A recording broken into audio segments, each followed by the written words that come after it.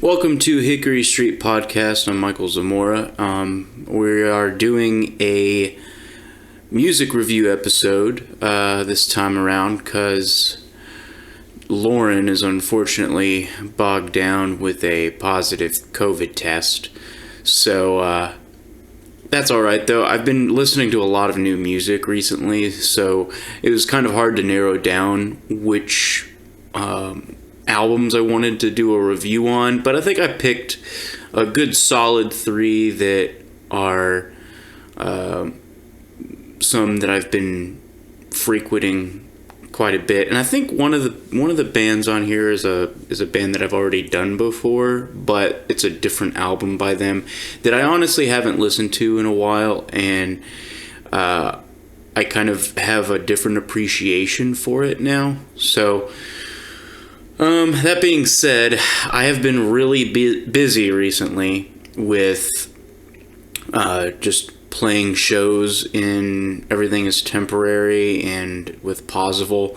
Possible in particular is about to really kind of pick up. So I'm not sure exactly how this is going to play out as far as me doing podcasting, but I definitely want to do more.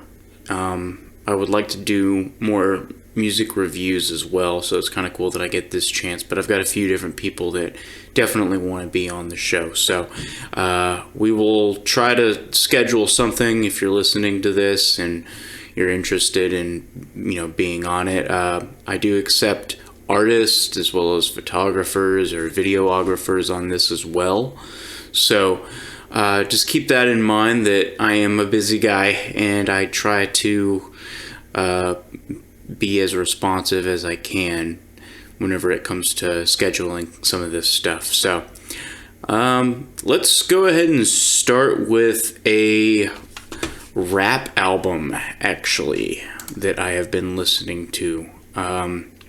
This album is by Joey Badass, and if you're not familiar with who he is a rapper from Brooklyn, New York, and the album in particular that we are going to be looking at here is the album, what is it called again? There it is, All American Badass. I just recently discovered this album. It's probably the most recent one that I've discovered. I think it was just a couple of weeks ago. But anyways, the album is really interesting. There's a lot of like jazz influence in a lot of the beats and stuff. I've noticed there's like some instrumentation kind of here and there, just like some guitar work, it sounds like, and some synth sounds and stuff like that throughout a lot of the actual production side of the album, and I think the album itself is a very interesting criticism on American politics, a lot of things socially that's going on in America. And the album was actually put out in 2017, and I kind of researched a little bit more about Joey Badass himself, because like I'd never heard of him before, and I guess he was 22 whenever he released this album, because he's actually my age right now. He's 27, which is really impressive, just to be able to put out something like this at such a young age and have so much depth, like lyrical depth throughout the album. It's very, very impressive. You can tell the guy's a really smart guy. I think my favorite song on the album is called Land of the Free. And if you listen to this song in particular, sonically, I think it's pretty undeniable. He draws a lot of influence from Tupac, I think, especially like in his lyrical style, the way he delivers it. So it's almost kind of bridging the gap between the West Coast and East Coast rap styles. he definitely he has an interesting affliction on his voice, particularly in that song, because his rap style on that song in particular, his word choices and stuff like that are just very, very pointed. It seems like there's an interesting flow that happens, but the way that the words that he uses are not easy words to kind of put in sequence together. So it's a very interesting song, and that song in particular kind of feels like it encompasses what the entire album is about. And I don't know if he's ever done any kind of interviews on that particular album or that particular song, but if I had to guess, just from his perspective, maybe that was the song that he sort of felt really encapsulated what the entire album was supposed to be about, because that's what I took away from it. But anyways, so Joey Badass, All American Badass, great album. Next album I'm gonna cover it's by a band called Plague Vendor, and this particular band, I had to kind of dig a little deeper to figure out who they were and where they're from. But this band is from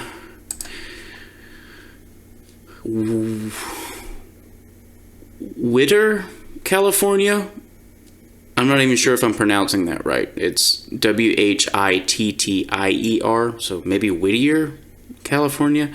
I guess it's just a suburb of Los Angeles. And the song, just the way that this band stylistically sounds, reminds me a lot of early 2000s alternative rock. It sounds a lot like The Hives, if you've ever heard of them. They've got some, like, I would say, like, British post-punk vibes to their sound, or just punk in general. They have, like, kind of clangy, overdriven guitar sounds, but they're very much so a bass-driven band, I would say, still. But their guitar riffs are very rhythm-oriented, and they're extremely captivating. Like, that's the biggest takeaway from this band, I would say. And their album that we're going to be looking at is called Free to Eat, and it's a really short album. It's 10 songs, but every song on this album is under 3 minutes. There's one song on this album that's under a minute. It's 54 seconds, and the name of the song is called Numbers. But my favorite song on this album is probably My Tongue Is So Treacherous. It just sounds so wild and aggressive. The song starts off with the lead singer doing this loud screech, essentially, and he elongates it for like an ungodly amount of time. Like, it's really impressive that this guy had the lung capacity to do something like that. So all around, great album. This is another really new one that I've just kind of stumbled upon in the last couple of weeks, and I've been sort of obsessed with it whenever it comes to trying to figure out what it is that they're actually doing to make themselves sound so unique, because they don't, even though I use the Hives as a good comparison, they don't sound like them, really. They sound they sound very new, but like not in any kind of like cliche way, if that makes sense. So just give it a listen. You'll definitely dig it, I think. And so the last album I'm going to cover here is by a band called Rival Schools. And I'm pretty sure I covered their first album a while back. But this album called Petals is one that I have not really appreciated until recently. I had a hard time getting into this one, if I'm being honest. I've listened to this album quite a bit in the past, and I like it, but it was never like one that I kept going back to. So Rival Schools is a band from New York, and they're a band that I have kind of grown up with, if I'm being honest. My dad used to listen to them, and I get a lot of my music taste from my dad, because my dad listened to like a lot of underground, not so well-known bands, and this band in particular has been around since the early 2000s. I want to say their first album was released in like, I don't know, 2005, 2004 or something like that, maybe even before then. But this album came out in 2011, and part of the reason why I had a hard time getting into it is because it is like the music for some of the songs seems very conventional, and not to say that in like a oh, I don't like conventional music way, but the lead singer's voice is a very unique voice, and their first album was just so, it was just so new. It was just so like new sounding, and it's just very unique. And so with this one, I could kind of tell that maybe they were like just starting to kind of copy some things that maybe was sort of popular at the time. I mean, I'm not 100% sure, but there's a couple of songs on here that really started to make me think about them differently as a band, and kind of get a better grasp at what their capabilities were. And I've come to appreciate this one a little bit more. And there's a few songs lyrically that stick out to me on this one.